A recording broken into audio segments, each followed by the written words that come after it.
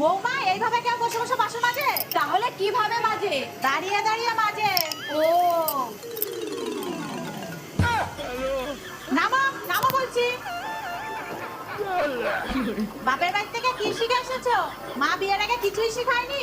যেগুলো আমি পারি সেগুলো তো করতে দাও না, যেগুলো আমি পারি না সেগুলো করাও। তুমি পারোটা কি শুনি? রিলস বানাতে। নির্লজ্জ মেয়ে মানুষ, শাশুড়ির সামনে নিজের গুণের কথা বলতে লজ্জা করে না?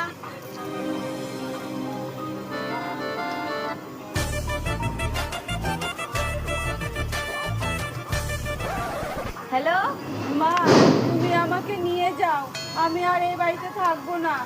আমি কাজ পাই না বলে শাশুড়ি আমাকে সব সময় কথা শোনায়। কি আর বলবো, তোর বাবার কোনো কাজ নেই, এর মধ্যে যদি তুই আসিস তাহলে না খেয়ে থাকতে হবে।